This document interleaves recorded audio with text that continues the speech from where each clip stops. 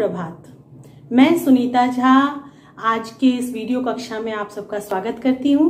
बच्चों, आज हम लोग नवीन पल्लव भाग 8 यानी कि आईसीएसई बोर्ड के कक्षा 8वीं की एक कहानी को पढ़ेंगे, समझेंगे, जो कि आप ही में से कुछ लोगों के आग्रह पर मैं बना रही हूँ। और बच्चों, ये कहानी जो है सुदर्शन जी के द्वारा लिखी गई है। इसके साथ साथ यहाँ पर ये जो कहानी हम आज पढ़ने वाले हैं, इसका नाम है परोपकार। इस कहानी को आप सिर्फ एक किसी बोर्ड या किसी एक पुस्तक की नहीं मान सकते। ये कहानी साहित्य में अपना एक खास जगह बनाकर रखती है। आपको ये कई बार कहानी संग्रह में भी देखने को मिलेगी। बिहार बोर्ड या आईसीएसई बोर्ड में भी आपको ये कहानी पढ़ने को मिल जाएंगे। इसलिए इस कहानी को सिर्फ एक पाठ्यक्रम के रूप में ना देखकर एक उत्कृष्ट और बहुत प्रभावी कहानी के रूप में जाने तो ज़्यादा बेहतर होगा। तो चलिए शुरू करते हैं इस कहानी को, जो बहुत मज़ेदार भी है और अच्छी भी है, सोचने को मजबूर भी करती है लोगों को अपने विचारों के बारे में। सहायता किस प्रकार करनी चाहिए, किस प्रकार किसी को बिना नीचा दिखाए हुए उसकी मदद की जा सकती है, किस प्रकार सामने वाले को मदद लेने के लिए, सहायता लेने के लिए सहज किया जा सकता है, ये हम इस कहानी में बहुत अच्छी तरह से देख सकते हैं। पंडित शादीराम ने ठंडी आ भरी और सोचने लगे, क्या वह ऋण कभी सिर से न उतरेगा। एक पंडित है शादीराम जी, जिनके सर पर ऋण यानी कि कर्ज है। उन्होंने कर्ज लिया हुआ है सेठ से, उसी को बारे में हमेशा सोचते रहते हैं और ठंडी आह भरते हैं। ये एक मुहावरा है, परेशानी में गहरी सांस लेना और मजबूर महसूस करना। तो उस चीज के बारे में वो सोचते हैं कि ये ऋण जो है, ये कर्ज कभी उतरेगा भी कि नहीं इस जन्म में। वे गरीब थे परंतु दिल के बुरे न थे। वे चाहते थे कि जिस तरह भी हो अपने यजमान लाला सदानंद का रुपया अदा कर दे। अदा करना मतलब चुका देना। कुछ लोग ऐसे होते हैं जो कर्ज लेकर भूल जाते हैं चुकाने की, उन्हें कोई चिंता नहीं होती। लेकिन पंडित जी गरीब थे पर ऐसे विचारों वाले नहीं थे। वो चाहते थे कि यजमान का मतलब होता है जो आदमी या जो परिवार पंडित को दक्षिणा दान आदि करता है और उनसे पूजा पाठ आदि धार्मिक कार्य करवाता है। उनके लिए एक एक पैसा मोहर के बराबर था। मोहर मतलब जो सोने या चांदी के सिक्के होते हैं, उन्हीं को मोहर कहते हैं, जो कि बहुत कीमती है। तो एक एक पैसा उनके लिए मोहर के समान कीमती था। बहुत मेहनत से वो कमाते थे, उसको बचा कर रखते थे, संभाल कर रखते थे, अपना पेट काट कर बचाते थे। मगर जब 4 पैसे जमा हो जाते तो कोई ना कोई ऐसा खर्च निकल आता था जिससे सारा रुपया उड़ जाता। वे अपने पेट काटकर, ये एक मुहावरा है, पेट काटकर यानी कि बहुत तकलीफें झेल कर पैसे बचाते थे। मगर जब भी 4 पैसे जमा होना, ये भी एक मुहावरा है, मतलब कुछ पैसे जमा होते थे कि जिससे शायद उनका कर्जा चुक जाता, तभी उनके पास कोई ना कोई ऐसा विशेष अलग खर्च आ जाता था जिसमें कि उनका सारा पैसा, सारा रुपया खत्म हो जाता था। रुपया उड़ जाना मतलब रुपए खत्म हो जाते थे। शादीराम के हृदय पर बर्छियां चल जाती थी। एक बर्छी का मतलब होता है धारदार हथियार होता है बर्छी का मतलब, लेकिन यहाँ पर हृदय पर बर्छियां चलने से मतलब है कि बहुत ज्यादा तकलीफ उनके दिल को पहुंचती थी। मगर वे कुछ कर नहीं सकते थे, कारण कि वो जो खर्च आता था, अचानक निकलता था, वो भी उनके लिए जरूरी ही होता था। वे गरीबी की चक्की में पिस रहे थे। चक्की में पिसना मतलब गरीबी को झेल रहे थे बहुत ज्यादा तकलीफ के साथ। इसी तरह कई साल बीत गए। उनको कर्ज लिए हुए और चुकाने की चिंता में कई साल बीत गए। शादीराम ने पैसा बचाकर 80 रुपए जोड़ लिए। उन्हें लाला सदानंद के 500 रुपए देने थे 500 रुपए, और अभी तक उनके पास सिर्फ 80 रुपए हुए थे। वो भी उन्होंने बहुत मेहनत से एक एक पैसे बचाकर जमा किए थे। उनका लड़का लगातार 4 महीने बीमार रहा, और जब उन्होंने 80 रुपए जमा किए थे, उसी समय उनके लड़के की तबीयत खराब हो गई, जो लगातार 4 महीने तक बीमार रहा। बचाए हुए रुपए दवा में उड़ गए। पंडित शादीराम ने सिर पीट लिया। सिर पीटना मतलब अफसोस करना। तो उनके पैसे जब सारे खत्म हो गए तो पंडित शादीराम ने अफसोस किया। अब चारों ओर फिर अंधकार था। अंधकार होना मतलब कोई उम्मीद नजर ना आना। तो अब चारों तरफ फिर से उनको कोई उम्मीद नजर नहीं आ रही थी कि अब फिर से इतने पैसे मैं कैसे जमा करूंगा और कैसे कर्ज चुकता करूंगा। उसमें प्रकाश की हल्की सी किरण भी दिखाई न देती थी। कोई उम्मीद, प्रकाश की हल्की किरण मतलब कोई उम्मीद नजर नहीं आती थी। लाला सदानंद अपने पुरोहित की मजबूरी को जानते थे। पुरोहित यानी कि पंडित जी। उन्हें इस रकम की जरा भी परवाह न थी। उन्हें फिक्र नहीं थी कि उनको ये पैसे यानी कर्ज के पैसे जो है उनको वापस मिले या ना मिले। वो दान कर चुके थे अपने पुरोहित को, अपने पंडित को। वे इस बात से इतना डरते थे मानो रुपए उन्हीं को देने हो। उनको लगता था कि पंडित जी इतने परेशान हैं। उनकी परेशानी को देखकर लाला सदानंद बहुत ज्यादा परेशान हो जाते थे। उनको ऐसा लगता था कि जैसे पैसे उन्हीं को न चुकाने पड़ेंगे। मगर शादीराम के दिल में शांति न थी। ऐसे लाला सदानंद अपने कर्ज को लेकर परेशान नहीं थे, अपने पैसों को लेकर चिंतित नहीं थे। उन्हें पैसे वापस नहीं चाहिए थे। लेकिन शादीराम जो थे उनके दिल को चैन नहीं मिल रहा था जब तक वो कर्ज को चुका न दे। वे सोचा करते थे कि यह कैसे भले मानस है। भले मानस मतलब अच्छे आदमी हैं जो अपनी रकम के बारे में मुझसे बात तक नहीं करते। रकम यानी पैसों के बारे में कोई बात नहीं करते, कभी पूछते नहीं कि आप मेरा कर्ज कब चुकाएंगे, आप पैसे मुझे कब लौटाएंगे। ये सब सोचा करते थे पंडित जी। लाला सदानंद की भलमनसी के सामने उनकी आंखें नहीं उठती थी और उनकी अच्छाई यानी लाला सदानंद की जो अच्छाई थी उसकी वजह से वो और भी ज्यादा शर्मिंदा हो जाते थे। पंडित जी उनके सामने आंखें उठाकर बात नहीं कर पाते थे, अर्थात आंखें नहीं उठा पाना यानी बहुत ज्यादा शर्मिंदा होना। एक दिन लाला सदानंद किसी काम से पंडित शादीराम के घर गए। उनकी अलमारी में कई 100 बांग्ला, हिंदी और अंग्रेजी की मासिक पत्रिकाएं देखकर बोले, यह क्या है पंडित जी? अब किसी वजह से लाला सदानंद जी पंडित जी के यहाँ गए थे और वहां पे देखा उन्होंने कि वहां पे ढेर सारी मासिक पत्रिकाएं, मासिक मतलब मंथली, जो हर मंथ आने वाले हो, हर महीने प्रकाशित होते हो, ऐसी पत्रिकाएं वहां पर थी। और उन्हें देखकर पंडित जी से उन्होंने जिज्ञासा व्यक्त की कि ये कैसे पत्रिकाएं हैं और ये आपके यहाँ क्यों हैं? पंडित शादीराम ने उत्तर दिया, पुरानी पत्रिकाएं हैं। पत्रिकाएं मतलब मैगजीन्स। बड़े भाई पढ़ने के शौकीन थे, वही ये पत्रिकाएं मंगवाते थे। वे जब जीवित थे तो किसी को हाथ न लगाने देते थे। अब इन्हें कीड़े खा रहे हैं, कोई पूछता भी नहीं।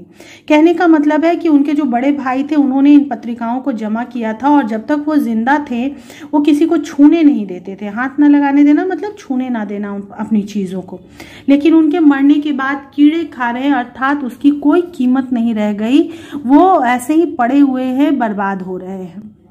रद्दी में क्यों नहीं बेच लेते? लाला जी ने पूछा। इनमें चित्र है, जब कभी बच्चे रोने लगते हैं तो एक आध निकाल कर दे देता हूँ, बच्चों का दिल बहल जाता है। लाला सदानंद ने आगे बढ़कर कहा, दो जरा देखे कैसे चित्र है। पंडित जी ने जवाब दिया कि इसे नहीं बेचते हैं कारण कि इन पत्रिकाओं में चित्र हैं जो सुंदर लगते हैं और जब बच्चे रोते हैं तो उन्हें इनमें से एक आध चित्र निकाल कर देता हूँ, उसके साथ खेल कर बच्चों का मन बहल जाता है। लाला सदानंद ने कहा कि ठीक है, देखूं मैं कैसा चित्र है इसमें। पंडित शादीराम ने कई सुंदर और रंगीन चित्र दिखाए। लाला सदानंद कुछ देर तक उलट पलट कर देखते रहे, सहसा बोले, ये चित्रकला के बढ़िया नमूने हैं। अगर किसी शौकीन को पसंद आ जाए तो 1000-2000 रुपए बड़ी आसानी से कमा सकते हैं। सहसा का मतलब होता है अचानक। पंडित शादीराम ने सुंदर चित्रों को देखकर उन्हें ये उम्मीद दिलाई और कहा कि ये चित्रकला के, पेंटिंग के, ड्राइंग के बहुत सुंदर नमूने हैं। अगर कुछ शौकीन जिसे चित्रों का शौक हो उनको ये पसंद आ जाए तो आपको 1000-2000 रुपए बहुत आसानी से मिल सकते हैं उन चित्रों के बदले में। पंडित शादीराम ने एक ठंडी सांस भरकर कहा। ठंडी सांस मतलब फिर से अपने मजबूरी पर अफसोस करते हुए उन्होंने कहा, ऐसे भाग्य होते तो ये धक्के ना खाता फिरता। मतलब मेरे इतने अच्छे भाग्य कहाँ कि कोई मुझे 1000-2000 रुपए दे दे। लाला सदानंद बोले, एक काम करें। पंडित जी ने पूछा, क्या? आप बैठकर जितनी अच्छी अच्छी तस्वीरें हैं सबको अलग छांट लें, मतलब अलग निकाल लें, सबको उन पत्रिकाओं में से अलग कर लें। बहुत अच्छा, पंडित जी ने कहा। जब यह कर चुके तो मुझे सूचित कर दे, यानी कि मुझे खबर दे दे कि आपने चित्र निकाल लिए हैं पत्रिकाओं में से, ये मुझे आप बता दें। आप क्या करेंगे? पंडित जी ने पूछा। मैं इनकी एल्बम बनाऊंगा और आपकी तरफ से विज्ञापन दे दूंगा। इन चित्रों को एक जगह संकलित करके एक एल्बम तैयार करूंगा और विज्ञापन मतलब ऐड दे दूंगा, प्रचार कर दूंगा। हो सकता है यह विज्ञापन किसी शौकीन के हाथ पड़ जाए और जो विज्ञापन मैं दूंगा हो सकता है कि वो किसी चित्रों के शौकीन आदमी के हाथ में पड़ जाए और आप 2-4 पैसे कमा लें। तस्वीरें बहुत बढ़िया हैं। पंडित शादीराम को यह आशा न थी कि कोयले के खान में हीरा मिल जाएगा, यानी उन्हें उम्मीद नहीं थी कि इस बेकार पड़ी पत्रिकाओं में से भी उन्हें उम्मीद की कोई कड़ी नजर आ जाएगी। उन्हें इतना धन पाने की उम्मीद हो सकती है उस बेकार पड़े हुए, जो कि बर्बाद हो रहे थे ऐसे पत्रिकाओं में। घोर निराशा ने सभी द्वार बंद कर दिए थे। उनके अंदर जो निराशा फैल गया था, बार बार पैसे जमा करना और उससे खर्च हो जाना, उनकी गरीबी के कारण जो उनके अंदर निराशा फैल गया था, उसकी वजह से उन्हें और किसी तरह की उम्मीद नजर नहीं आ रही थी। लाला सदानंद के कहने से पंडित जी दिन भर बैठकर तस्वीरें छांटते रहे। शाम तक 200 बढ़िया चित्र जमा हो गए। उस समय वे उन्हें देखकर स्वयं उछल पड़े मतलब बहुत ज्यादा खुश हो गए। उन चित्रों को देखकर उन्हें सच में उम्मीद हो गई कि शायद उनके दुख के दिन बीतने वाले हैं। उनके मुख पर खुशी की आभा नाचने लगी, खुशी की चमक, आभा मतलब चमक। वे उन चित्रों की ओर इस तरह देखते थे मानो उनमें से हर एक में 10-10 के नोट हों। उनकी उम्मीद उन चित्रों से इतनी ज्यादा बढ़ गई थी कि सारे चित्र उन्हें 10 के नोट के समान नजर आने लगे थे। बच्चों को उधर देखने तक ना देते थे। जो अभी तक बच्चों को चुप करने के लिए चित्र निकाल कर दे दिया करते थे, वे अब उन चित्रों के पास तक उन बच्चों को नहीं फटकने दे रहे थे। वे सफलता के विचार से ही झूमने लगे थे। उन्हें उम्मीद थी कि अब उनको पैसा मिल जाएगा और वो कर्ज अदा कर देंगे, चुका देंगे। इससे वो बहुत ज्यादा खुश थे। उनके दिन बदलते दिखाई देने लगे। उनको लगने लगा कि अब मेरे दिन सुधरने वाले हैं, अच्छे दिन आने वाले हैं। लाला सदानंद ने चित्रों को एल्बम में लगवाया और जैसा कि लाला जी ने वादा किया था वैसे ही उन्होंने उन चित्रों को एल्बम में सजाया, लगवाया और समाचार पत्रों में विज्ञापन दे दिया। अब पंडित शादीराम हर समय डाकिये की प्रतीक्षा करते रहते थे। डाकिया यानी पोस्टमैन, उसकी प्रतीक्षा करते थे कि कोई शायद पसंद करे इन चित्रों को और मुझसे संपर्क स्थापित करे। वे रोज सोचते थे कि आज कोई चिट्ठी आएगी।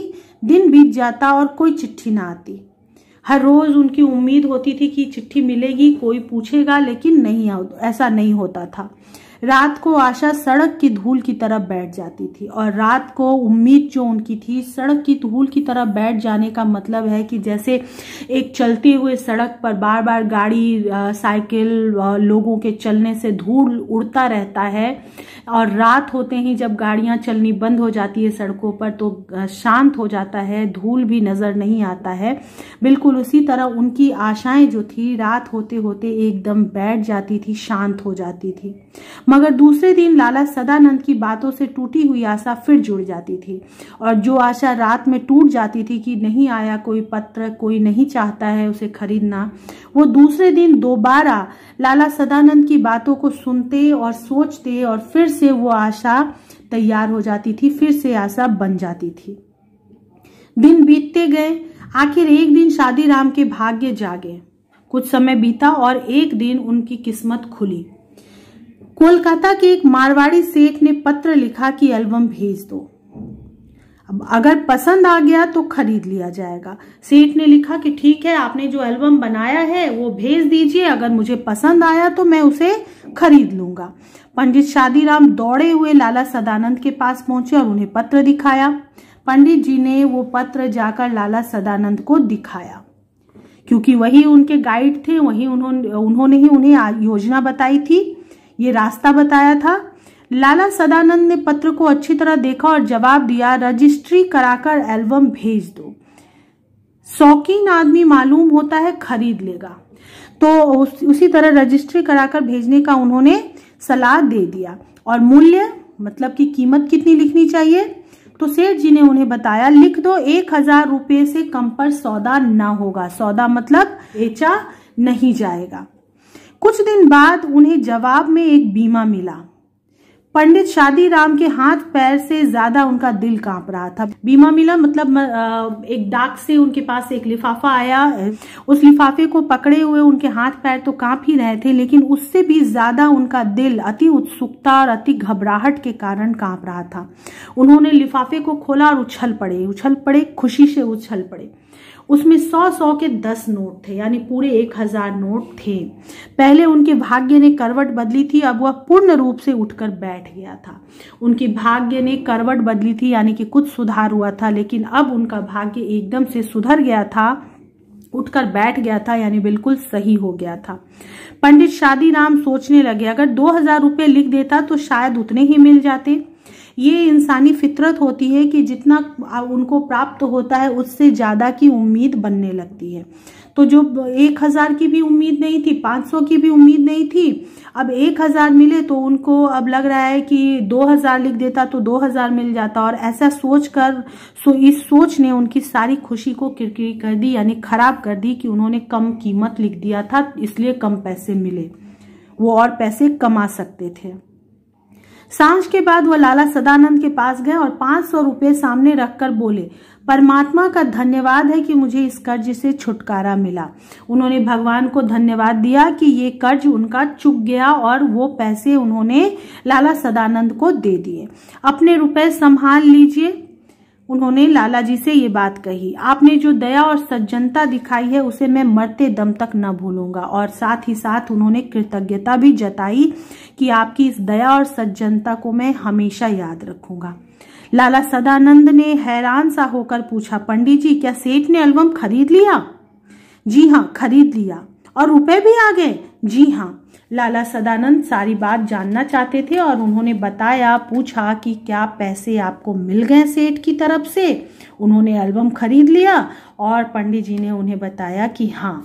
कितने रुपए आए? सेठ जी ने पूछा। 1000। मेरे जैसे गरीब ब्राह्मण के पास क्या था जो आपका कर्ज चुका देता? परमात्मा ने मेरी सुन ली। सेठ जी ने कहा कि मुझ जैसे गरीब के पास ऐसा कोई धन नहीं था कि मैं आपके पैसे चुका पाता, लेकिन ऊपर वाले ने मेरी प्रार्थना सुनी और मुझे इस लायक बनाया कि मैं आपको आपके पैसे चुका सकूं। मेरा विचार है कि आप ये रुपए अपने पास ही रखें। मैं आपका यजमान हूं, मेरा धर्म है कि आपकी सेवा करूं। अगर मैंने 4 पैसे दे दिए तो कौन सा गजब हो गया? अभी भी सेठ जी यही कह रहे हैं कि आप ये पैसे अपने पास रखिए, मुझे ये पैसे लौटाने की जरूरत नहीं है क्योंकि आप मेरे यजमान हैं, यानी आप मेरे सहारे हैं। तो अगर मैंने आपको कुछ पैसे दे भी दिए तो ऐसा कौन सा मैंने बड़ा काम कर दिया जिसको चुकाना आपके लिए जरूरी है?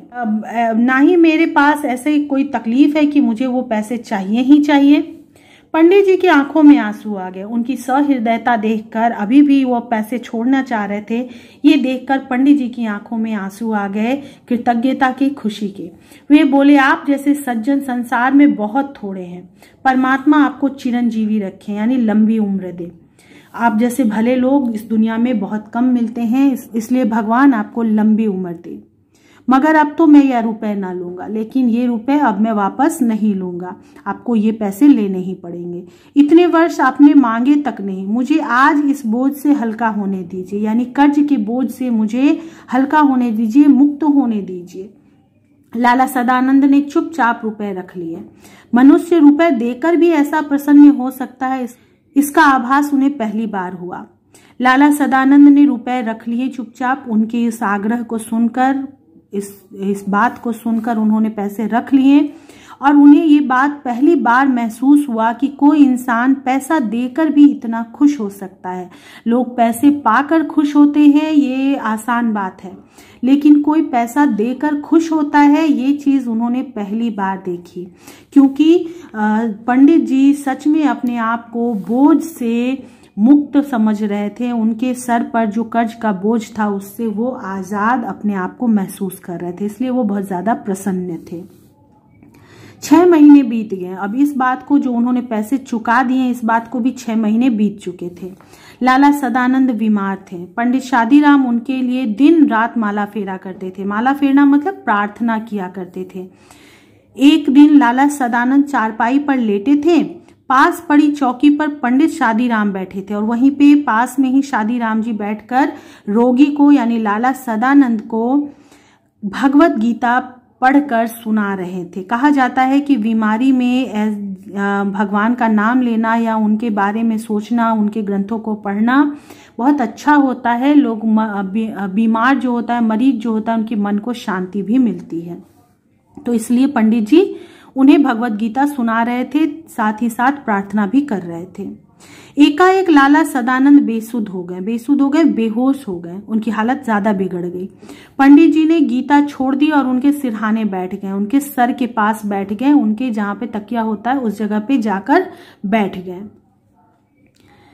स्त्री गर्म दूध लेने के लिए बाहर दौड़ी और मां घबराकर बेटे को आवाज देने लगी। सब डर गए थे। उनकी पत्नी जो थी गर्म दूध लाने के लिए बाहर को दौड़ गई, किचन की तरफ दौड़ गई और मां अपने बेटे को यानी सदानंद जी की जो मां थी वो अपने बेटे को बार बार आवाज देने लगी घबराहट में। उसी समय पंडित जी को रोगी के सिरहाने के नीचे कुछ चुभती हुई चीज जान पड़ी। कुछ चीज ऐसी थी उनके सिरहाने के नीचे जो उनको चुभ रही थी, गड़ रही थी। उन्होंने नीचे हाथ डालकर देखा तो उनके आश्चर्य की सीमा न रही और जब उन्होंने ये देखने की कोशिश की कि आखिर यहाँ पे ऐसा क्या कठोर चीज रखा है जो मुझे चुभ रहा है, तो वो देखकर वो आश्चर्यचकित हो गए। सीमा न रहना मतलब कोई हद न रहना, बहुत ज्यादा आश्चर्यचकित हो जाना। वह सख्त चीज वही एल्बम थी जिससे किसी सेठ ने नहीं बल्कि स्वयं लाला सदानंद ने खरीद लिया था। और वह सख्त चीज जो लाला पंडित जी को चुभ रही थी वो क्या थी? ये वही एल्बम थी जो पंडित जी ने कोलकाता के रहने वाले एक सेठ को बेची थी। लेकिन वो किसी सेठ ने उस एल्बम को नहीं खरीदा था बल्कि लाला सदानंद जी ने स्वयं पंडित जी से यह बात छुपाते हुए उस एल्बम को खरीद लिया था। वह नहीं चाहते थे कि पंडित जी कर्ज के बारे में सोच सोचकर चिंतित होते रहें और वो उनकी मदद करना चाहते थे, इस तरह से सहायता करना चाहते थे कि पंडित जी को इस बात की ग्लानि ना रहे कि उनके वो कर्ज नहीं चुका पाए और वो और भी कर्ज ले रहे हैं। तो सहायता करने का उन्होंने ये एक तरीका सोचा था और वो परोक्ष रूप से वो पंडित जी की सहायता स्वयं कर रहे थे। पंडित शादीराम इस विचार से बहुत प्रसन्न थे कि उन्होंने सदानंद का ऋण उतार दिया है। जो पंडित जी इस बात से खुश थे कि उन्होंने सदानंद जी को उनका पैसा लौटा दिया है, उनका कर्ज चुका दिया है, वह अभी इस एल्बम को देखकर सोचने लगे। मगर यह जानकर उनके हृदय को चोट सी लगी कि ऋण उतरा नहीं बल्कि पहले से 2 गुना हो गया है। उन्होंने एक ठंडी सांस भरी और जब उन्होंने उस एल्बम को देखा और उन्हें समझ में आया कि सदानंद जी ने स्वयं वो एल्बम खरीदा था और 1000 रुपए भी दिए थे, तो यह जानकर उन्हें ये तो समझ में आ गया कि उनका ऋण तो नहीं उतरा है, यानी कि पैसे तो उन्होंने नहीं चुकाए हैं क्योंकि वो उन्हीं के पैसे थे जिनको उन्होंने दिया, तो पैसे तो उन्होंने नहीं चुकाए हैं, उल्टा और 2 गुना उनका कर्ज बढ़ गया है क्योंकि सेठ ने उन्हें और 1000 रुपए दे दिए थे, वो 500 के बाद भी। ये बात सोचकर उन्होंने एक बार फिर से ठंडी सांस भरी, फिर से अफसोस भरी सांस ली और कुछ देर बाद लाला सदानंद को होश आया और इसके कुछ देर बाद लाला सदानंद वापस होश में आ गए। उन्होंने पंडित जी से एल्बम छीन लिया और वो समझ गए कि पंडित जी सब बात समझ गए हैं और इसलिए उन्होंने वो एल्बम उनसे छीन लिया और फिर से झूठ कहा, धीरे से कहा, यह एल्बम अब मैंने सेठ साहब से मंगवा लिया है, यानी कि मैंने ये एल्बम दोबारा सेठ से ही खरीदा है। वो पंडित जी को यह एहसास दिलाना चाहते थे कि सदानंद जी ने उन्हें पैसे ऐसे ही नहीं दे दिए, वो सच में बिका था किसी सेठ को वो एल्बम और दोबारा सेठ जी ने दोबारा सदानंद जी ने उस सेठ से वो एल्बम खरीदा है। पंडित जी जानते थे कि यजमान झूठ बोल रहे हैं। उन्हें पता था कि यजमान उनका दिल रखने के लिए यह बात कह रहे हैं। यजमान यानी पंडित सदानंद जी, वे किसी भी तरह यह न कह सकें कि आप झूठ बोल रहे हैं, लेकिन ये जानते हुए भी वह यह नहीं कह पाए, पंडित जी यह नहीं कह पाए कि आप झूठ बोल रहे हैं, यह एल्बम पहले भी आपने ही खरीदे थे, अभी भी आप ही के पास है। क्योंकि वो उनके इस परोपकार से, इस उपकार से बहुत ज्यादा अनुग्रहित हो गए थे, कृतज्ञ थे। इसलिए वो कह नहीं पाए, परंतु अब वे उन्हें पहले से भी अधिक सज्जन, अधिक उपकारी और ऊंचा समझने लगे थे।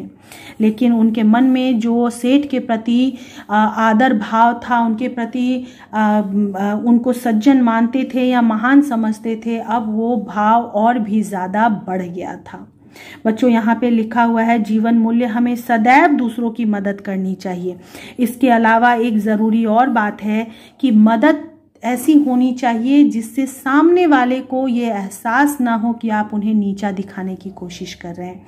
यानी आप मदद करने के बाद अपने एहसानों को जताया ना करें, तभी वो मदद या उपकार कहलाता है। अगर आपने वो जता दिया तो वो उपकार की जगह और भी ज़्यादा कष्टकारी बन जाता है। इसी तरह से लाला सदानंद जी ने ये उपकार जताए बगैर पंडित जी की सहायता की। अब यहाँ पे देखिए कुछ शब्दार्थ दिए हुए हैं। उसके बाद मैंने प्रश्नों के उत्तर संकेत के रूप में यहाँ पर लिख दिए हैं और इनको आपको पूरी पंक्ति में, पूरे वाक्य में लिखना है। अगला लघु उत्तरीय प्रश्न भी किया हो गया है। अब यहाँ पर मैंने उत्तर नहीं लिखा कि इतने छोटे से प्रश्न का उत्तर तो आप खुद से लिख ही सकते हैं। दीर्घ उत्तरीय प्रश्नों के भी उत्तर यहाँ पे मैंने लिखे हुए हैं, आप इनको देख लीजिए, समझ लीजिए।